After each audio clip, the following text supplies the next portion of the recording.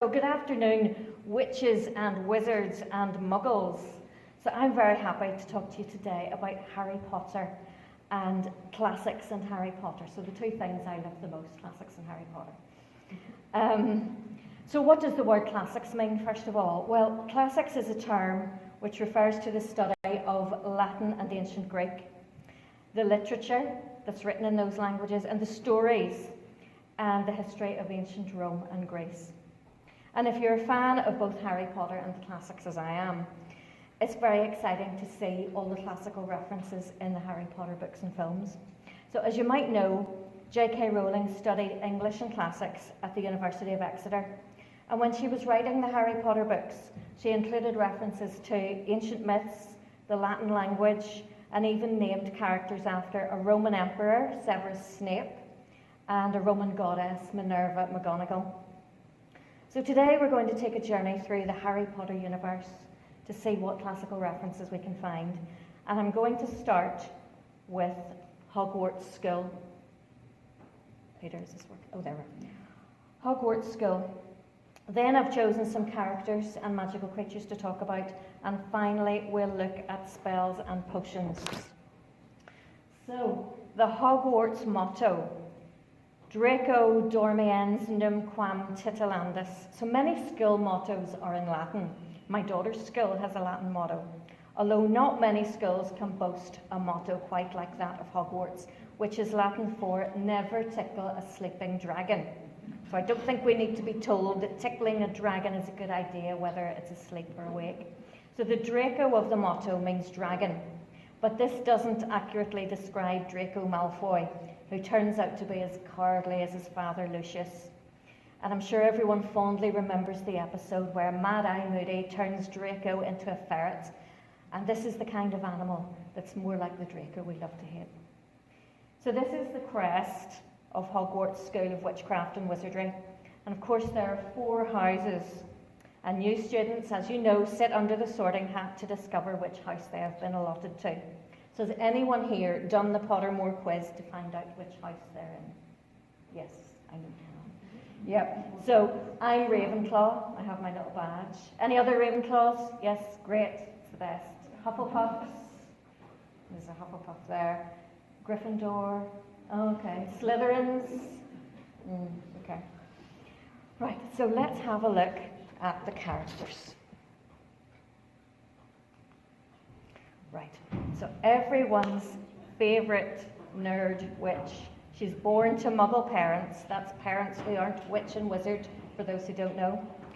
And Hermione Granger becomes friends with Harry and Ron in the first book, and they meet on the train to Hogwarts. Hermione has already changed into her robes and is helping Neville find his toad. She's described as bossy, but I prefer to call this leadership skills. Hermione explains that her parents are Muggles, and that she is so excited to be going to Hogwarts that she's learned her textbooks off by heart. She seems to be a bit of a know-it-all, instructing Ron on how to say Wingardium Leviosa. And the moment that the three become good friends is when Harry and Ron rescue Hermione from the troll in the girls' toilet. So let's have a look at Hermione. Are you sure that's a real spell? Well, it's not very good, is it?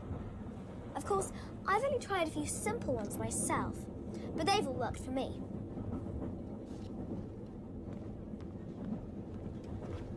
For example, Oculus Reparo. That's better, isn't it?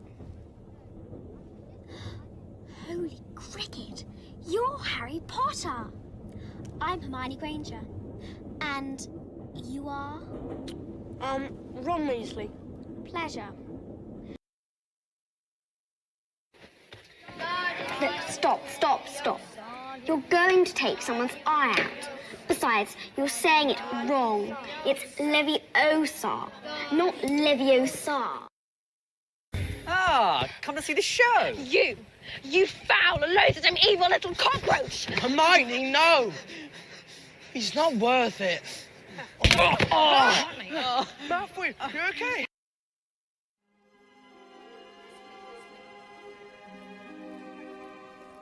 She looks beautiful. Yeah, she does.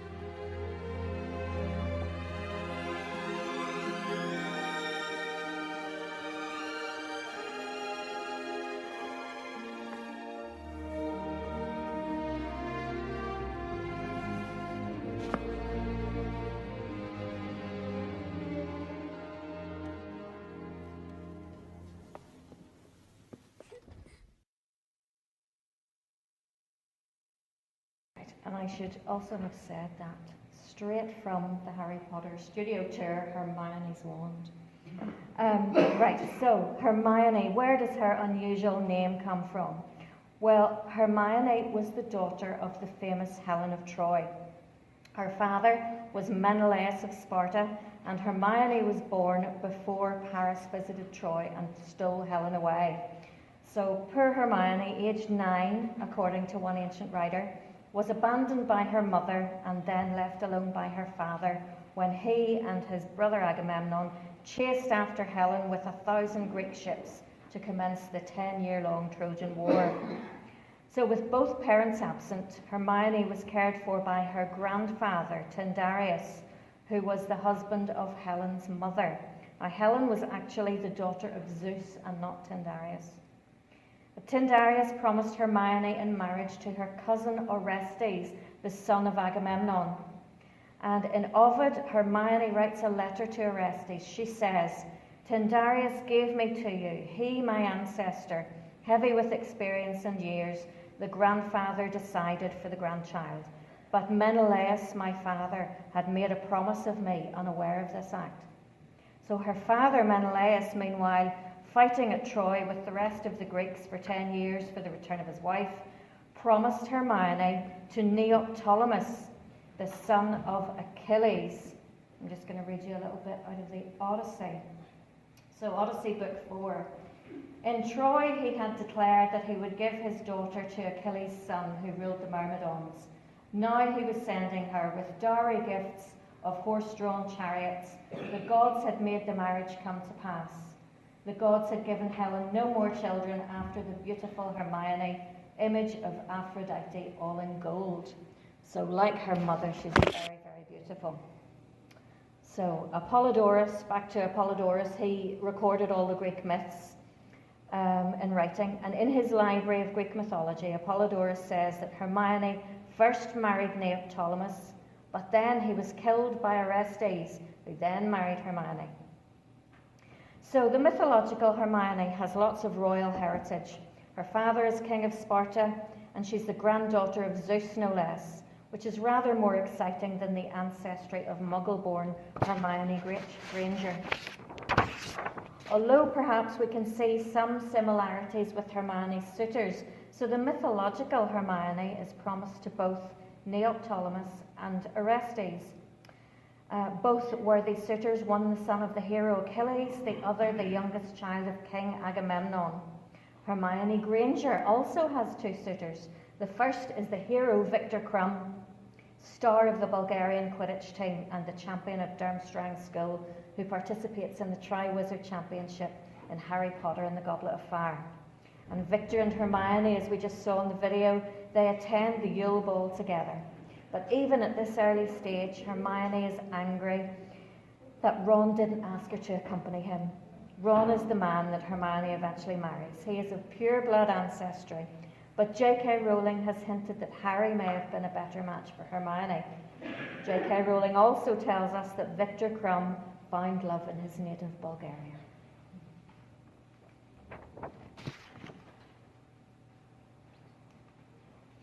Now, Argus Filch. He is pure blood, so he has magical parents, but he is a squib with no magical powers, and he is the caretaker at Hogwarts School, patrolling the corridors, ensuring students weren't out of bed during the night or missing from class. He was always accompanied by his cat, Mrs. Norris, who very memorably was petrified in Harry Potter and the Chamber of Secrets. So Mr. Filch is not fond of the students, that's clear. Possibly because he's disappointed and jealous that he's unable to do magic himself. He isn't really an evil character, but he's grumpy and bad-tempered. He knows the secrets and the shortcuts of Hogwarts and enjoys harsh punishments for the children, especially when he's supportive of Professor Umbridge's time as headmistress. Potter, what are you... Mrs. Norris? You've murdered my cat. No, no. I'll kill you. I'll kill you! Argus? Argus, Everyone will proceed to their dormitories immediately. Everyone except you three.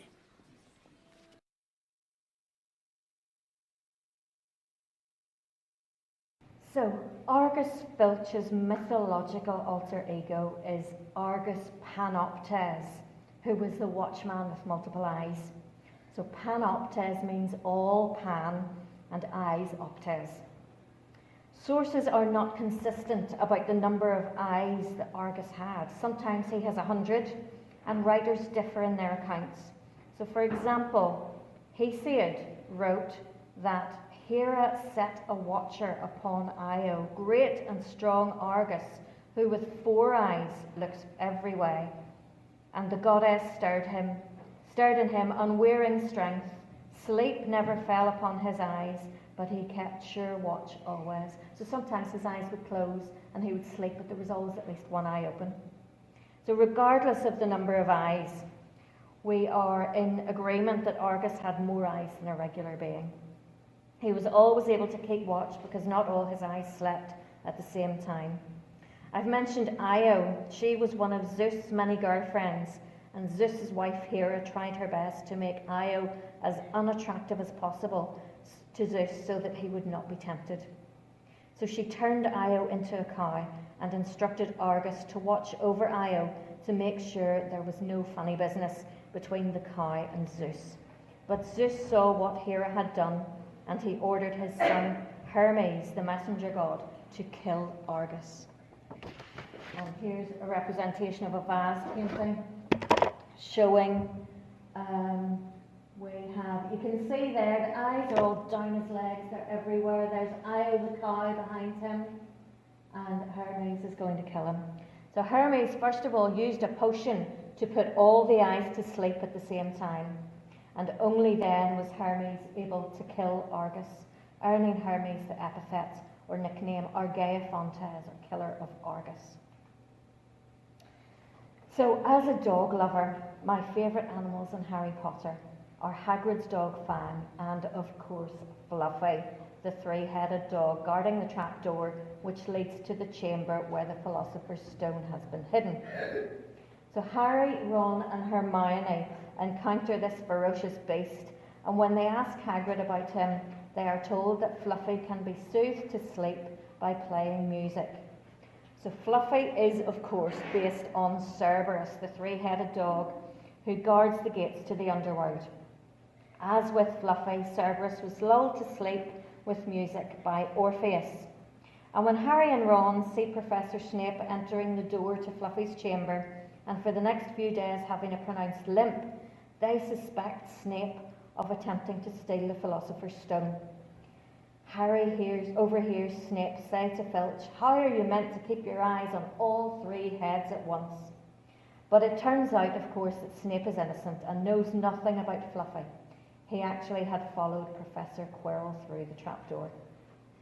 So while Fluffy is guarding the Philosopher's Stone, Professor Quirrell enchants a harp to soothe Fluffy to sleep so that he can access the trapdoor. In the Harry Potter books, that's in the movie, in the Harry Potter books, Harry uses a flute that Hagrid had given to him. J.K. Rowling has revealed on Twitter that Dumbledore repatriated Fluffy to Greece. Filch is gone. He thinks his door's locked. It was locked, and for good reason.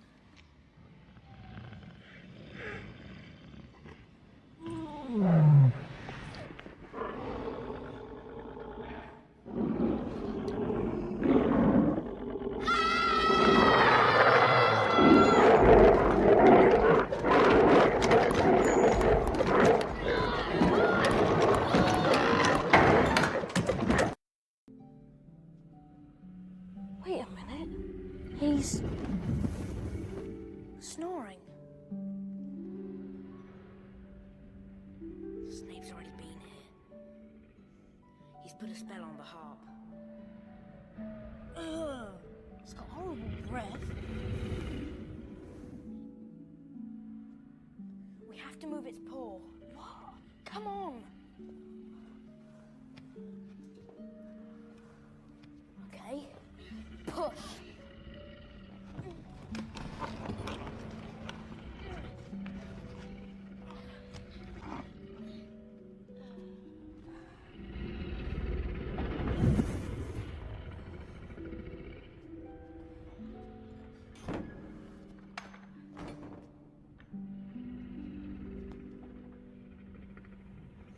go first. Don't follow until I give you a sign. If something bad happens, get yourselves out. Does it seem a bit quiet to you? The harp. It stopped playing. Ah! Yuck! Ugh.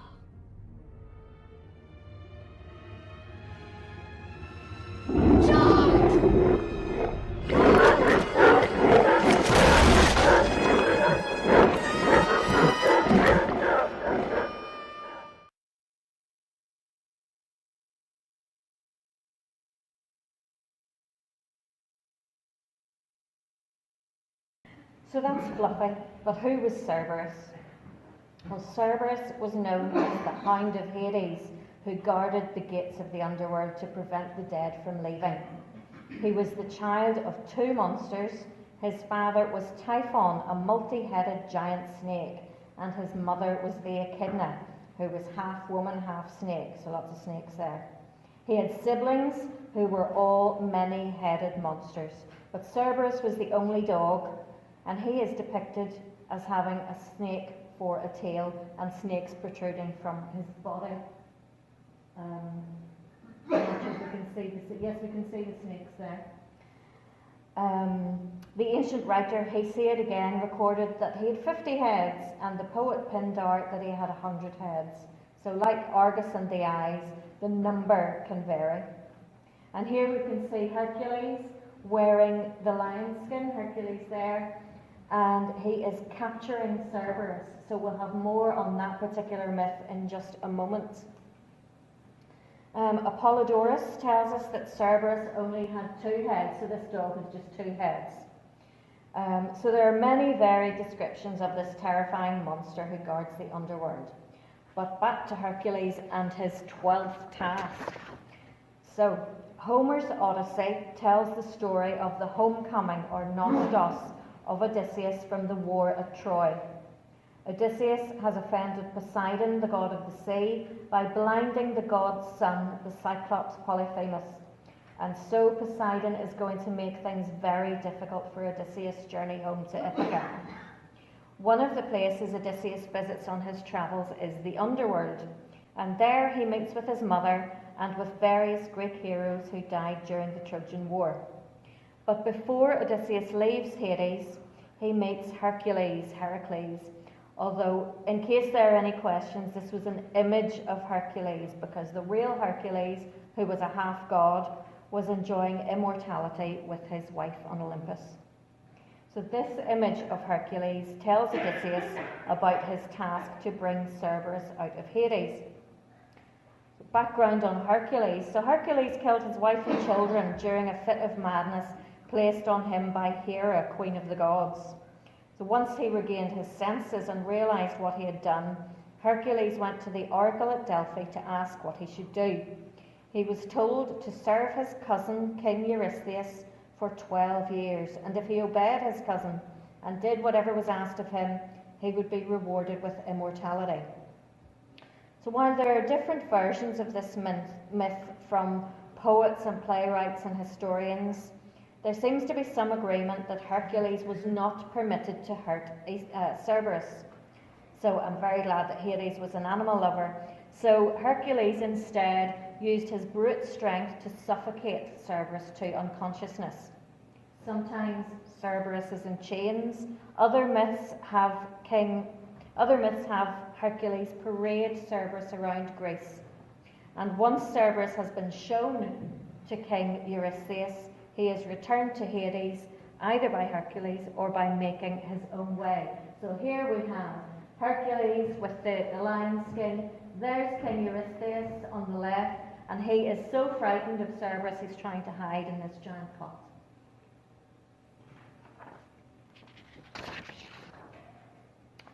So, from ancient myths and stories, we're going to turn to Latin language, and if we look very closely, we can find a little bit of Greek. So, the first spell, accio, is a Latin word meaning I fetch or I summon. and often we hear Harry summon his wand, or while preparing to fight the dragon in the Goblet of Fire, he summons his firebolt.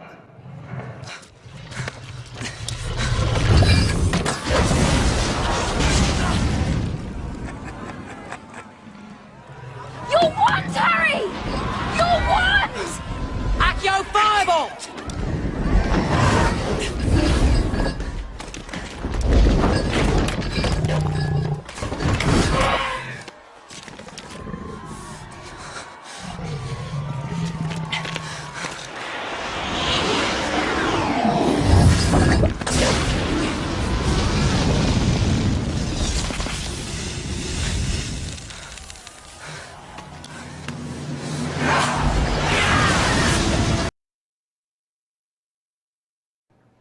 And off he goes on his wand, on his broom rather. The next spell is Wingardium Leviosa. Did I say that right? Which is a levitation charm, which the trio learn in Philosopher's Stone. These words are not pure Latin, but rather a mix of Latin and English. So the first word, Wingardium, is a blend of the English wing with an adaptation of the Latin arduus, meaning steep, while Leviosa is an adaptation of the Latin levo, meaning I lift. Expecto Patronum, this is my favourite.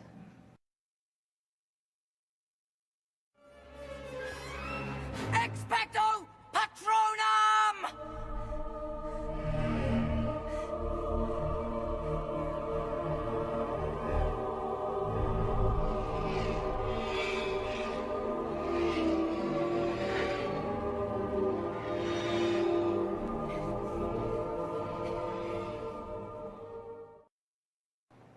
So this is one of the most important spells in the Harry Potter series, and it's used to summon an animal called a Patronus as a spirit guardian. The Latin expecto means I wait for, while Patronus is patron. And in ancient Rome, a patron was an influential person who has undertaken the protection of another. As Professor Lupin told Harry in Prisoner of Azkaban, the Patronus is a kind of anti-Dementor, a guardian which acts as a shield between you and the Dementor. It's also a positive force, a projection of the very things that the Dementor feeds upon: hope, happiness, the desire to survive. But it cannot feel despair as real humans can, so the Dementors can't hurt it. And each Patronus is unique to the witch or wizard who conjures it. And Harry's Patronus is a stag, and we saw him there save the life of his uncle Sirius Black in Prisoner of Azkaban. So Expelliarmus is a disarming charm which Harry uses frequently to disarm his opponents. 3. Expelliarmus! Snape disarming Gilderoy Lockhart. So it's a combination, this word is a combination of the Latin expellere, meaning to drive out or force out, and armus, which means weapon. Finite incantatem. So finite literally means finish, while the Latin verb cantato means I bewitch. So in full, the spell means, in rather bad English, finish having been bewitched. And it's the main counter spell used to negate other spells. This example is from when Harry is attacked by a rogue bludger in Chamber of Secrets and Hermione casts the counter spell.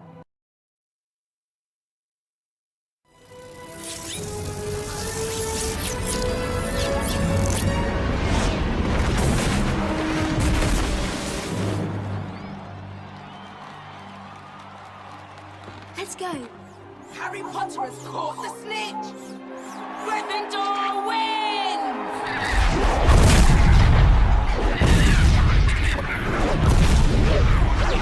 Finite incantatem!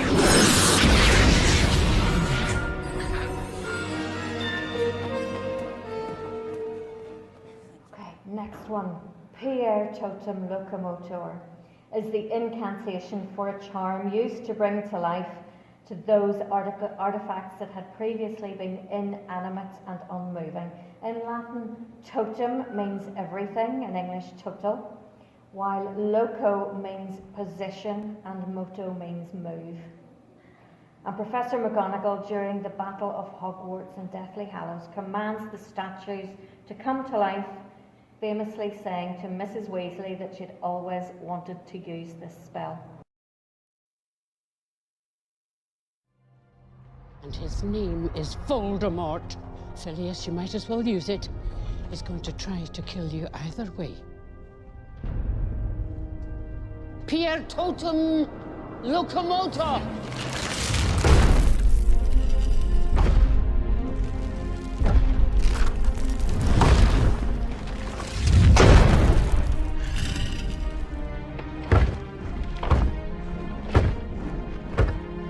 Hogwarts is threatened. Man the boundaries, protect us, do your duty to our school. I've always wanted to use that spell. Potions. Okay. The first potion we're going to look at is Felix Felicis. I know that's not how Slughorn pronounces it in the films, but the proper Latin name is Felix Felicis, which literally means luck of luck. So a few drops make the taker as lucky as it's possible to be. Although the power of positive thinking is a great thing, because Harry pretended to add a few drops of Felix Felicis to Ron's drink on the morning of his first Quidditch match, and Ron played the match of his life. Polyjuice potion. Poly is actually Greek, meaning much or many. And of course, Polyjuice potion changes the taker into someone else. And Ron and Harry turn into Crabbe and Goyle to try to find out about the Chamber of Secrets and the heir to Slytherin. And Mad-Eye Moody in the Goblet of Fire isn't really Mad-Eye Moody. At the end of the book, we discover that Barty Crouch Jr., played in the movie by the 10th Doctor Who, David Tennant, has escaped from Azkaban and has been masquerading as Professor Moody all year. And it's only when he finally runs out of Polyjuice potion that he changes back into Barty Crouch. Veritaserum, a powerful truth potion. In Latin, veritas means truth. Of Veritaserum, Snape tells Harry it is so powerful that 3 drops would have you spilling your innermost secrets for the entire class to hear. So the potion forces the drinker to answer any questions put to them truthfully, and Snape threatens to use it on Harry when he suspects that Harry has been stealing from Snape's store to brew Polyjuice potion, although that time it's actually Barty Crouch Jr. disguised as Professor Moody.